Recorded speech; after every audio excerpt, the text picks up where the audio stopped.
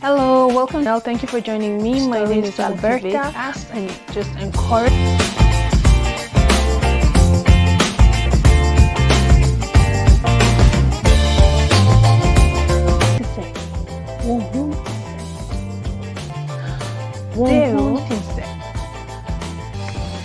Hola, moyoiba.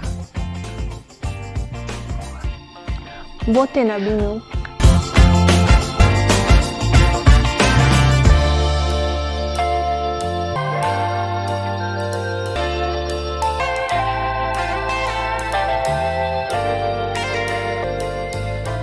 I can't say it the same. Yes. Yeah, we all bleed the same, whether you believe in Jesus or not. If you believe in Jesus, then you need to know that God created us in His image. So if you hate someone because their skin color is different from yours, you're indirectly telling God that He made a mistake. Hello and welcome to Heart to Heart with Alberta Muembo. My name is Alberta Muembo. Welcome to the first interview on this project. So today I have with me a special guest, and her name is Mrs. Olawumi Oyetuga. I am just going to read some of the things I wrote about her, but these are the things that me and my siblings have agreed on. We believe that Mrs. Oyetuga is a virtuous woman. She is also the owner of a daycare. She's a nurse by profession, and she's an author. Yes, I have one of her books here. I'm going to share it on our social media platforms. She wrote this book in both English and French, so there's a French copy for those of us who are French speakers. You can have one copy. I will put the link down below on how you can get this. One of the things that I love about this book is that Mrs. Oyetuga, she articulates her experiences in a way that is easy to comprehend and it's relatable. So if you have a copy, or when you get a copy, you turn to page 91. It's my favorite topic. It's about being a woman. Who is a woman? What does being a woman mean to Mrs. Oyetuga? And I'm not going to spoil it for you, but there's also another part in this same chapter about the definition of a woman that talks about striving to be who you are not. This sounds very familiar to me because, especially in high school, I was striving to be who I was not. I think it happens to most of us. So I love the fact also that she also quotes the Bible in this. As a Christian, I found it to be very instrumental just in my way of. So I hope you enjoy this interview. Thank you for watching. And So if you hate someone because their skin color is different from yours, you're indirectly telling God that He made a mistake creating this person in this color. And God does not make mistakes. Yeah. And what do you think it should be the role of the church in general towards this issue? In general, I mean, I saw a few things on social media when we had the George Floyd issue and Black Lives Matters and everything. Yes. And someone said, as a church, the society will keep crumbling if the church does not stand as the light. We talk about racism, we talk about segregation, stereotyping. And unfortunately, within the church, we refer to some churches as black church, white church. What does that mean? So that means we're categorizing churches by the color of the skin of the people that go there. But we're all preaching the same message of Jesus Christ. Wow. We are all made in the image of Jesus. So if someone that's a different skin color comes to your church and they don't feel welcomed, not because you said anything, because actions speak louder than words. Oh, yes. So then when they walk through that door and they can't conveniently sit down and feel the love of Jesus, then you need to check your doctrine. So the role of the church will be to act as a force that will help the society to see that it doesn't matter what our skin color are. It doesn't matter what language we speak. It doesn't matter where we all come from. We are still the same. If the church can rise to that and pull your members together, do things with other churches that are not, they don't look like you, or your church is full of rich folks, this church is waiting for hand-me-downs because all their members can't afford stuff. How can we work together? Remember in the Bible how it said the apostles would come together and share everything. Yes, yes. So if I am rich, I'm not rich for me.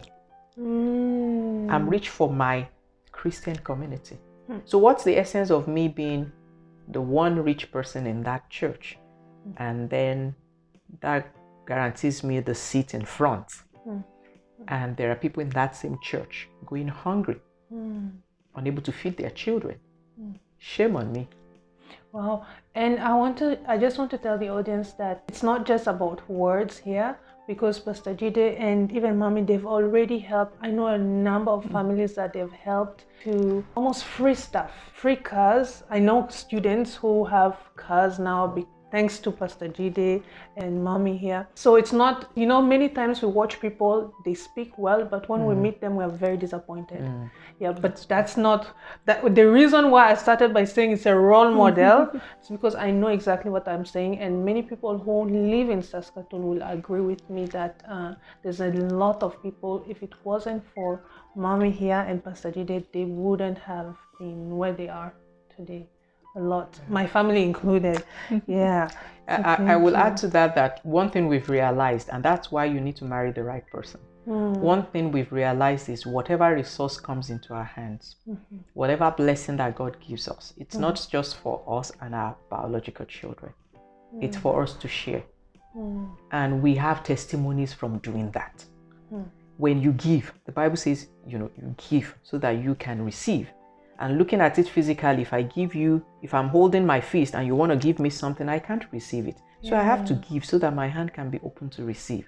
Wow. We've learned that principle that we left Nigeria to come here, and God has been good to us.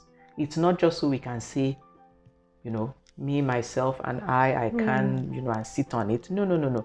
It's so we can bless other people. So whatever we've done in this city, it's not that we didn't need maybe that resource for something. We could have decided, we want to do something else and buy a new car or something. But we always have to realize where we came from. We always remember our humble beginning when it was just the grace of God. You go grocery shopping and you've checked your bank account before you go grocery shopping. And you have to check the price of everything you're buying to make sure you can stay within, so that when you swipe your card, it won't get declined. Wow. So when we look back at things like that, to us, we're here to bless people. Yeah. And not only that, Daddy and Mommy go as far as letting other churches use their building, right? Yeah. Other than that, there's a Jesus Walk. March for Jesus. Sorry, yeah, March for Jesus. That is, they've invited all the churches of Saskatoon to always go and march this one day. When is it again? It's always the first weekend in September, which unfortunately, because of COVID we couldn't do it this year. Which is very good for me, because something happens spiritually. You are marching and some people are praying, declaring blessings over Saskatoon. Others are singing, and for me it's moving spiritually, moving mountains.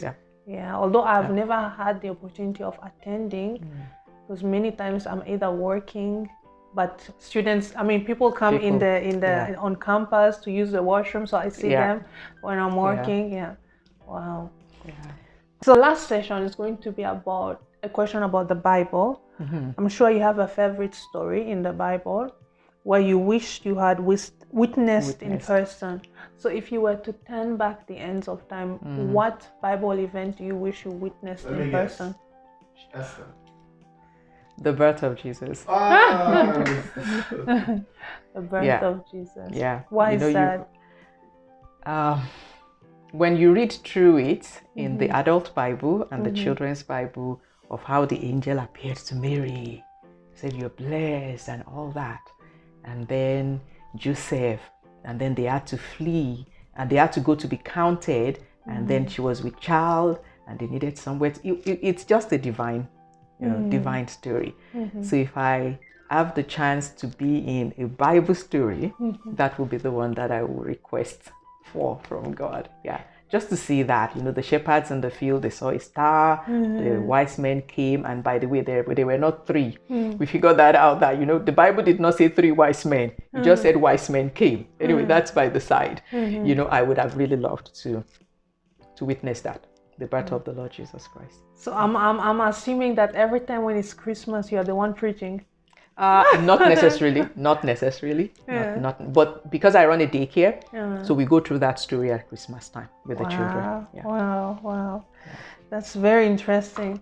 So finally, would you like just to share some of your accomplishments? I know we've mentioned some, very few in fact, but some of your other accomplishments that will encourage other, it motivates young people like myself. I think the first, if we go by, since I've been in Canada, so the first one will be my nursing degree, which I would say to anyone that's thinking of going back to school as an adult student is, if God is already giving you that nudging to do it, there is no easy time to do it.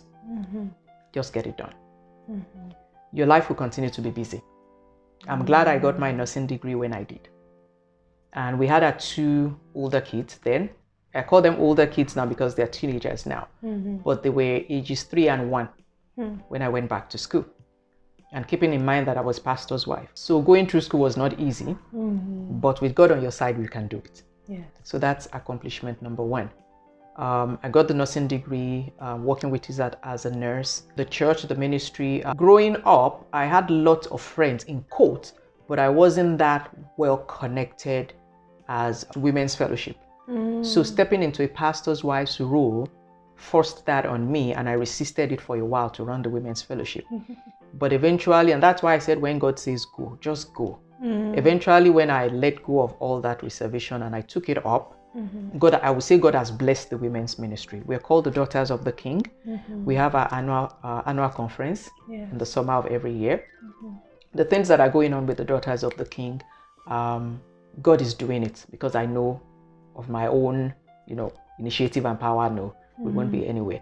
So I count that as something that God has done through me and for me. I run a daycare, like I said. It's a licensed daycare, 11 sports. How God is making it work, even with COVID, that some businesses are shutting down. I bless God, I'm doing okay with mine. A couple of years, still as a nursing student, I started to write, but I didn't really have time. So a few things, I just archived it somewhere. But some years ago, and I can't remember exactly what year, I started it as a blog.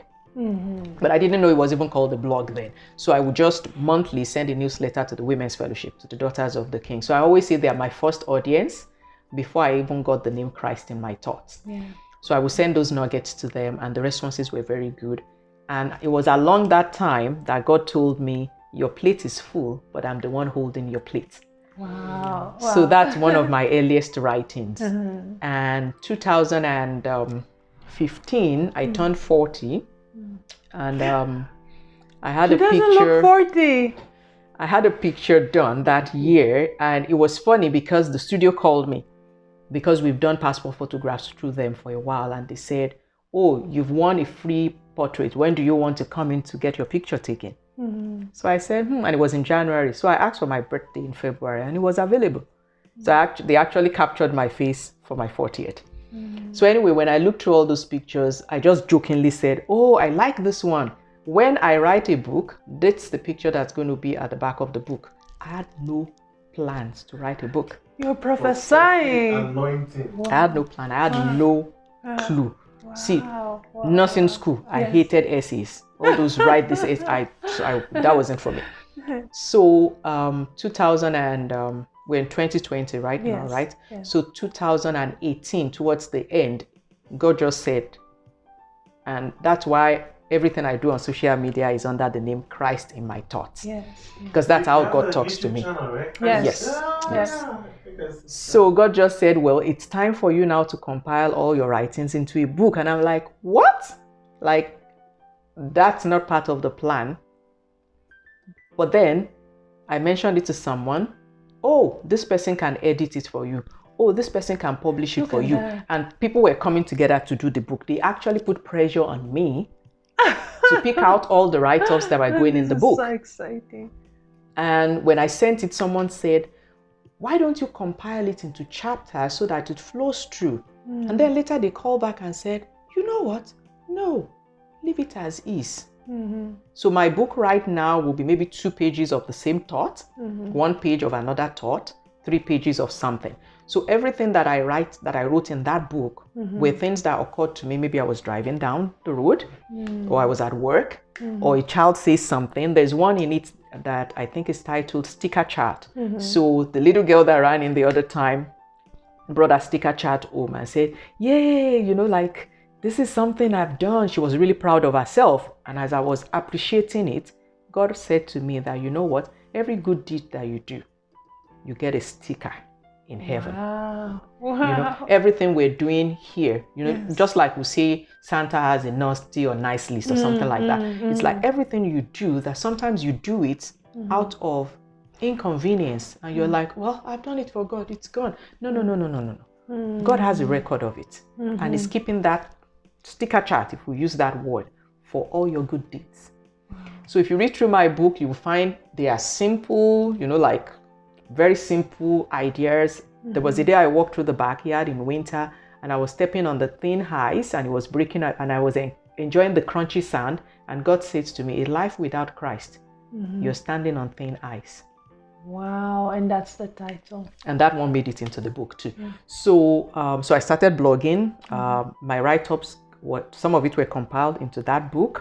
Everything is named Christ in My Thoughts. So my YouTube page, Facebook, Instagram, Twitter, everything is Christ in My Thoughts. My book also the name is Christ in My Thoughts. And how did I come about even doing videos over COVID period? So I read a few of the write-ups in my book. So yeah, so I count that as my most cherished accomplishment because it's blessing lives. I mean, my nursing degree, yes, it's blessing my patients and I'm getting paid for it. But this one, Christ in My Thoughts, is something that is free there for anybody that needs it. The book is on sale through Amazon, and McNally Robinson here in Saskatoon also carries the book. Yeah, so Christ in My Thoughts, that's my greatest accomplishment. Wow. Yeah. Thank you so much, Mom, for sharing so much with welcome. us. You're not only sharing physically material things, like as I mentioned earlier, that I know a lot of people who have cars, who have things, and they will say, I got this because Pastor Jide helped me. I got my driver's license because Pastor Jide helped me. I know a lot of people who are not just Nigerian. You know, sometimes we think, okay, I only have to help my own. You know, it's easier because we have the same culture. No, not just Nigerians, not just Africans. I've met Filipino. I've met different people who because we are all made in the image of God. Yeah. So. Yeah. Is there anything else you would like to share with us? You know, to be successful in life, Christ must be number one. And like I said, the name that I go by on social media is Christ in My Thoughts. I've realized every thought that comes through your mind, you have a choice to make. Actually, the tag word on my thing is that my action is a faithful follower of my thought. So before you do anything, you've thought about it. So if Jesus Christ is not the one controlling the thoughts of your heart, then you keep making mistakes. So you're better off submitting your thoughts and your plans into His hands on a daily basis so that you won't waste any part of that 24 hours. Thank you so much, Ron. So what's the best way the audience can reach you? Social media, Instagram, Facebook. I will put the link below. Twitter. I'm not very active on Twitter, but Facebook and Instagram I am. And if you want to send me an email, it's christinmythoughts@gmail.com. So that's about the easiest way to get across to me. I can't give my cell phone number. No. Already the church members are. So those are the easiest way to get across to me. I check frequently Facebook and Instagram, or you can send me an email. Okay. Thank you so much. You are welcome. And now I remember, if you grab me a copy of my book from there, then I can. Please bring it. Right up there. Yeah. Just open it. So, Yeah, keep Christ in your thoughts. It makes your life easier. Not that there won't be potholes and mountains to climb. Thank you so much. So that's the book, and that's now your copy. Oh, thank you. Thank you so much. I'll autograph it for you after the video. Thank you. Yeah, thank you so much. And I believe that after watching this, now you understand why I say this is our role model. As I mentioned, she motivates not only her and her husband. They motivate us a lot. When we arrive in Saskatoon, we always feel overwhelmed, actually. Like, my family moved here as refugees, and so many advice from different places, but the advice that we got there, and you can hear people saying good things, but their actions, the way they live, it doesn't match their words. I remember when I first started trying to get money and I joined into funny businesses, one of the people I will refer to was Mommy here, and she will always be helpful. I remember one time I got into another business, I'm not going to mention the name here, of selling knives, whatnot, and one of the people, I called several people, I got all no's except Mommy. She told me, come to my house, and she came. I went there, and she gave me a check. Like, what I'm saying is that she puts her words in practice. Not only her and her husband, and they've been a blessing to us. So thank you so much. Yeah. Thank you too. Thank you too. You're welcome.